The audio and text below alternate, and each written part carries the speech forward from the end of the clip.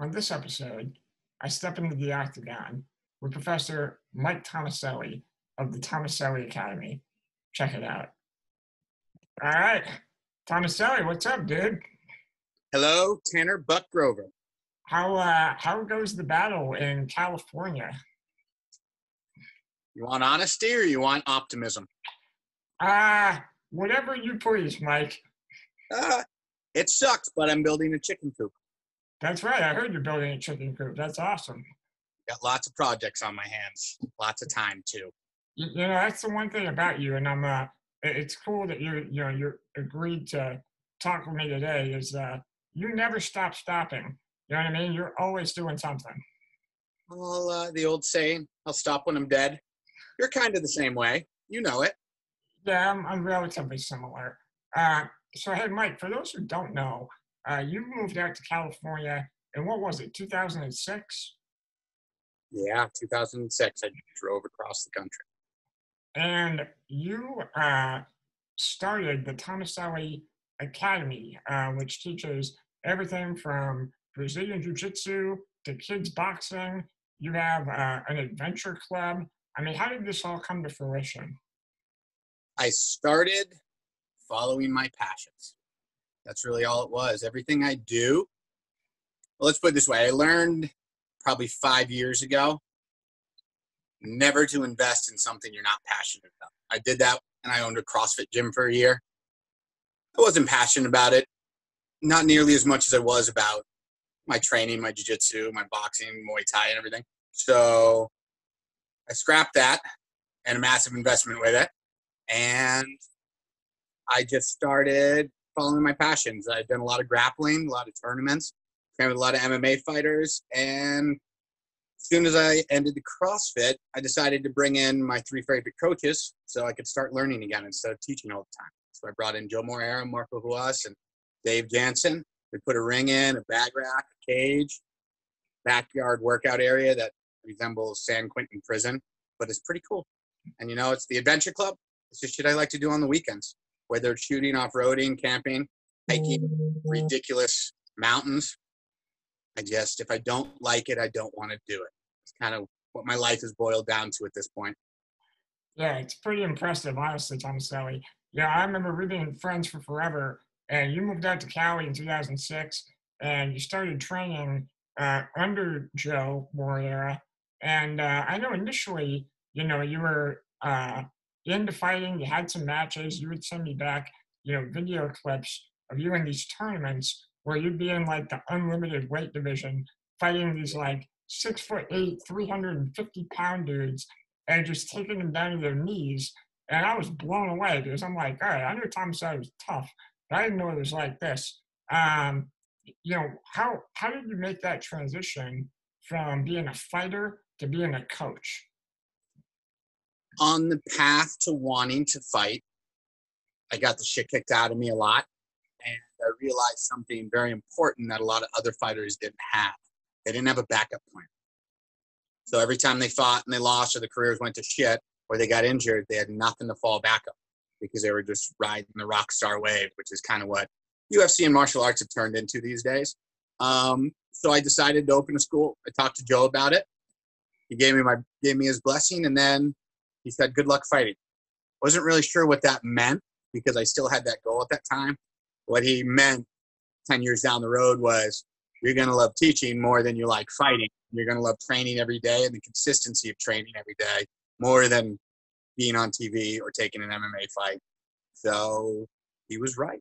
And instead, I started coaching other guys and girls that wanted to fight. And I think I'm better at coaching than I am at fighting, to be honest with you. I mean, I can kick the shit out of people, and I've had the shit kicked out of me in ways that you just couldn't even imagine, humans taking a beating like that. But these guys, they're hungry and they like to fight, and it's fun to train them and kick the shit out of them on a daily basis.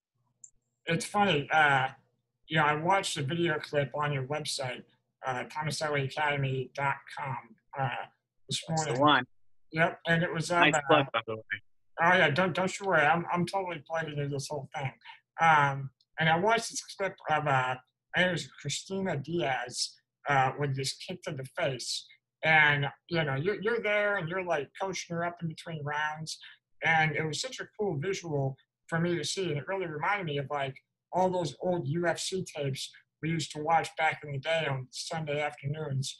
What Presumably, year was that ice storm that we rented those the first time? Remember that? I think 1998. Uh, And I had that shitty little green generator my dad gave me that I had to wrap the cord around that we got to run so we could watch UFCs because that was all that was left at the video loft. yeah, yeah, it was either that or the white cabinet. Um, That was I forgot about the white cabinet. um, cool, man. Well, hey, in addition to UFC tapes and whatnot, I've always known you to be a big action movie fan, and so I have a little game that we can play. I've set up for today. It's called Schwarzenegger or Stallone, or Stallone or Schwarzenegger. Either way you want to flip it. So what I have here, Mike, I have 10 random facts, and they're all true, and you've got to tell me whether or not this fact relates to Sylvester Stallone or Arnold Schwarzenegger. And to get in the spirit, let me change my background here, just so the people at home have a visual of who we're talking about. There we go. That's a little bit better. There we go. All right. All right, Mike. So we're going to play Stallone or Schwarzenegger. So, number one, who turned down the role of John McClane in Die Hard? Ooh. Schwarzenegger. It was Arnold.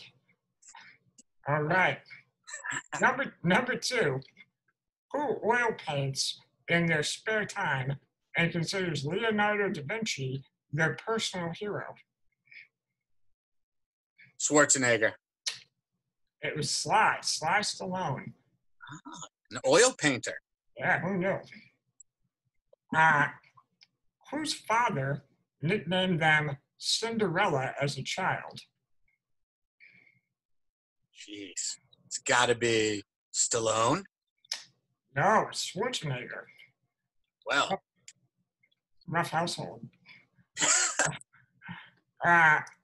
Who wasn't happy with their jutting jawline and underwent a genioplasty?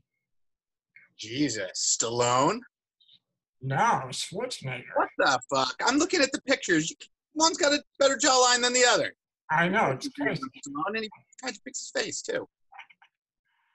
All right. Whatever, keep going. He was a porn star, you know. I hope that's one of the questions. In high school, whose classmates voted them most likely to end up in the electric chair? Oh, God. Stallone. Yeah, it was Stallone. Actually, I didn't know this, but he got kicked out of something like 13 schools before the age of 12 or something like that. He was like, it was a problem child. All right, who was supposed to play the lead role in Beverly Hills Cop? Schwarzenegger. It was Stallone, actually. That would have been weird. It would have been really weird. I mean, I can't imagine anyone but Eddie Murphy in that role, but that's Hollywood. Who appeared on an episode of The Dating Game? Stallone. It was Schwarzenegger. I'm not winning it today, am I? Look, we're not playing for any reason. This is for pure entertainment. All right, a few more. Who is a close friend and fan of Sir Elton John? Stallone. You got it. You nailed it. Sly loves some Elton John. That's not surprising, looking at the picture. All right, last two questions. Who has an IQ of 135? Schwarzenegger. Yeah, he does. He's a smart guy. It's all the protein shakes. He was my governor. All right, and you alluded to it. You already know the answer, but whose first starring role was in a softcore porno? I was hoping you'd get to this one. Mr. Stallone.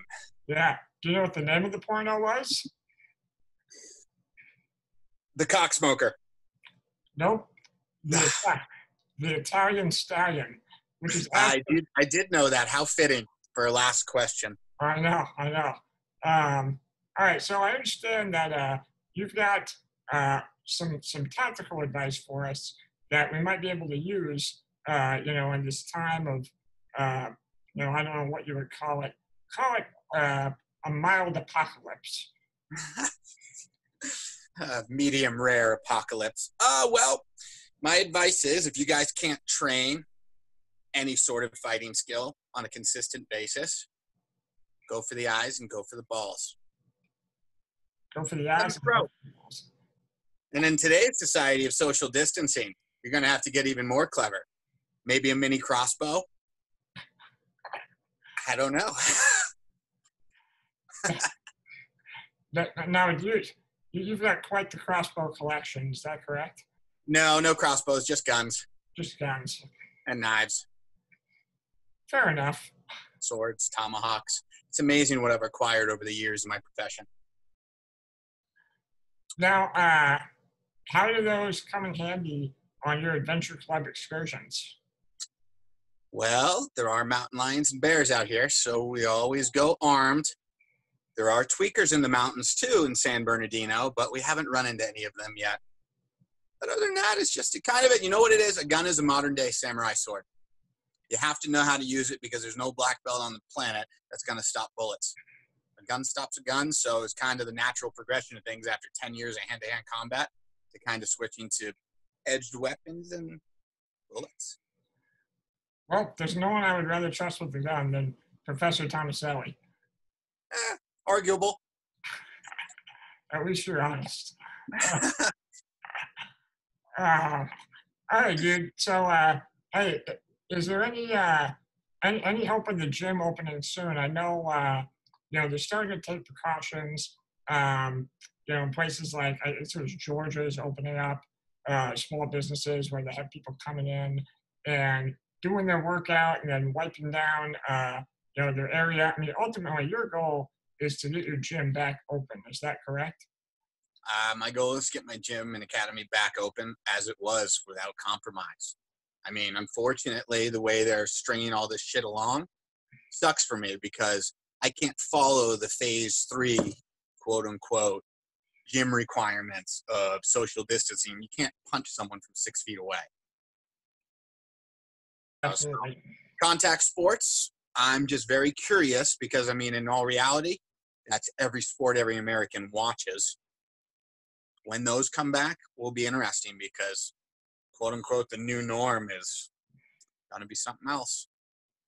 All right. Well, hey, man, until then, hopefully we can figure something out. And I hope that you're able to reopen your doors sooner rather than later. I mean, that's something I will one way or the other. Right on. It's easy to keep fighting for something when it's your passion. You know what I mean? So I didn't drive all the way across the country to run a business for a decade, then quit. Absolutely. So any final words for anyone who might be watching this video? Most likely our friends, but what would you? I wish I could have been at the academy so everybody could have seen what I built because I know a lot of people don't always have the option of traveling as much. So it would have been cool, but we'll do this again and another backdrop. All right, man. Nothing. Right on. All right, dude. Well, hey, best of luck. It's always fun to chat and catch up. I'm glad you're doing well. And good luck with the chicken coop, man. I wish you could see how fucking good you look with this backdrop of Stallone and Schwarzenegger. You fit right in. Can you see that on your end? I can, yeah. I hesitate to leave it up there too long. I don't want to overshadow these. No, keep overshadowing. This is good. Okay, all right. This green screen effect is pretty amazing you got going on, too.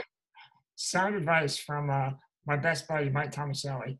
All right, I'll catch up with you later. All right, later, dude. Peace out.